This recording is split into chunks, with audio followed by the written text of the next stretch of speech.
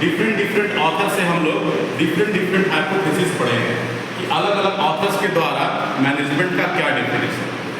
हम लोग art science and process में पढ़े थे एक definition, management is an art science and process of getting work done in a formally organised sector with the help of subordinates. उसके बाद आज हम लोग पढ़ रहे हैं the real and more effective definitions of management. तो इसमें क्या बता रहा है, ये बता रहा है कि management is the process of planning, organising, directing and controlling activities of and using resources of an organization for accomplishing the organizational goals efficiently and effectively in the ever-changing environment। यानी ये मैनेजमेंट में बात किसकी कर रहा है, process की। कह रहा है कि मैनेजमेंट क्या है, एक प्रोसेस है। मैनेजमेंट क्या है, प्रोसेस है, ऑर्गेनाइजिंग है, डायरेक्टिंग है, कंट्रोलिंग है। ताकि इसीलिए हम प्लानिंग करेंगे, ऑर्गेनाइजिंग करेंगे, स्टाफिंग करेंगे, डायरेक्टिंग करेंगे, कंट्रोलिंग करेंगे, ताकि हम जो कंपनी का जो ऑर्गेनाइजेशन का जो रिसोर्सेज है उसको हम इफिशिएंटली और इफेक्टिवली यूज करें, ताकि जो ऑर्गेनाइजेशन का जो ऑब्जेक्टिव है उसको हम लोग क्या करें, अचीव करें, प्राप्त करें। हर ऑर्गेनाइजेशन का ये बिल्कुल फिक्स नहीं है कि ऑब्जेक्टिव एक ही हो, हर ऑर्गेनाइजेशन का ऑब्जेक्टिव अलग अलग हो सकता है। कोई ऑर्गेनाइजेशन जो होता है प्रॉफिट कमाने के लिए होता है, कोई होता है सोशल वर्क के लिए होता है, कोई होता है किसी की सेवा के लिए होता है। तो ऑर्गेनाइजेशन के ऑब्जेक्टिव के लिए क्या करते हैं हम लोग, मैनेजमेंट को यूज करते हैं।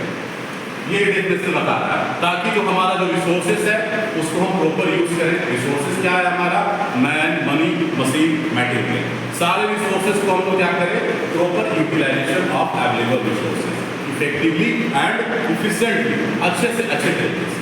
और ये जो ह्यूमन है, मैन का मतलब ह्यूमन है जो क्या करता है, इंटायर जो रिसोर्सेस है ऑर्गेनाइजेशन का उसको क्या करता है, उसको वो उसी पे डिपेंड करता है कि कैसे वो रिसोर्सेस को इफेक्टिवली यूज करेगा।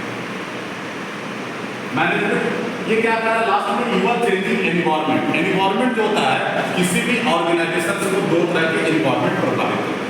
पहला एनवायरनमेंट जो होता है क्या होता है, इंटरनल एनवायरनमेंट। क्या होता है, इंटरनल एनवायरनमेंट मतलब जो ऑर्गेनाइजेशन का अंदर का जो एनवायरनमेंट होता है उसमें क्या होता है, कस्टमर जो होता है वो आंतरिक एनवायरनमेंट को प्रभावित करता है, अंदर के एनवायरनमेंट को, because customer is the king of market, customer is the boss of market. Entire marketing activities revolves around the customer.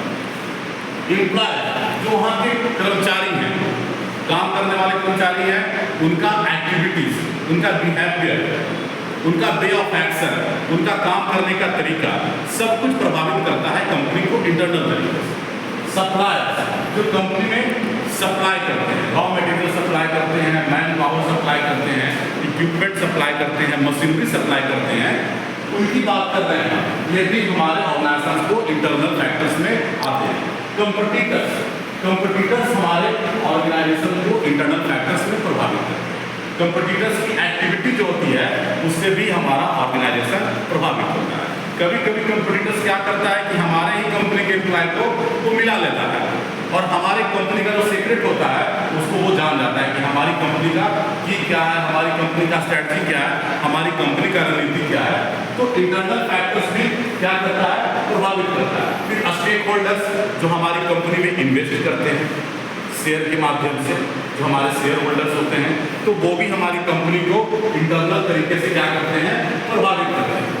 दूसरा फैक्टर्स क्या है, एक्सटर्नल फैक्टर। एक्सटर्नल फैक्टर जो होता है एनवायरनमेंट, उसमें क्या होता है, पॉलिटिकल।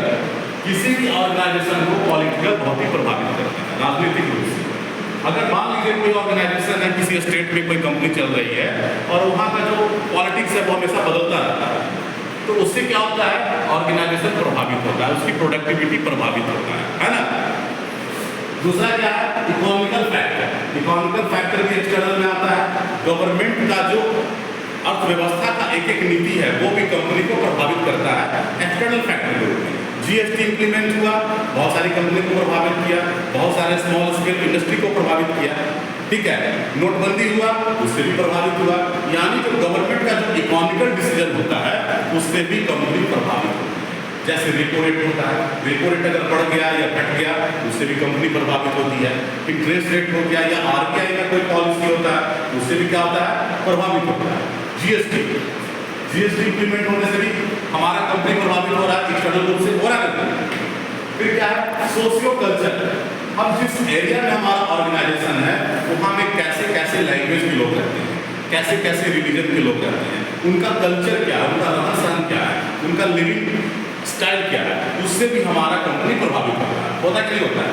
अगर मराठी के जगह पे हम बिजनेस करने जाएंगे तो उसके हिसाब से प्रभावित होगा, गुजराती के स्टेट में जाएंगे तो उसके हिसाब से होगा, बिहार में आएंगे तो अलग प्रभावित होगा। हर जगह का सोशियो कल्चर अलग है, लोगों का माइंडसेट अलग है ना, लोगों का नीड अलग है, लोगों का आवश्यकता अलग है।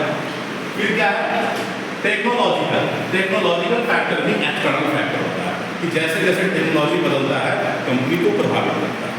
ठीक है, इकोलॉजिकल एनवायरनमेंट भी कंपनी को प्रभावित करता है एक्सटर्नल फैक्टर के रूप में। क्या करता है, पर्यावरण से भी हम लोग प्रभावित होते हैं। कभी कभी देखते होंगे कि दिल्ली एनसीआर में या बेंगलोर साइड में फैक्ट्री लोगों को क्या करता है, नोटिस भेजता है, बोलता है कि आप अभी प्रोडक्शन नहीं कीजिए, अभी आप कंस्ट्रक्शन एक्टिविटीज नहीं कीजिए। क्यों, उससे उनके पास तो मैन पावर है, उनके पास एम्प्लॉय जो उनको सैलरी देते हैं, तो उससे इकोलॉजिकल फैक्टर से भी वो प्रभावित होता है। अगर पर्यावरण बदलता है, ठीक है, या गवर्नमेंट पर्यावरण को मतलब सही करने के लिए कोई डिसीजन लेती है, उससे भी कंपनी प्रभावित होती है। जैसे चिमनी का भट्टा चलता है, उससे बहुत सारा हम लोग का क्या होता है, पॉल्यूशन होता है।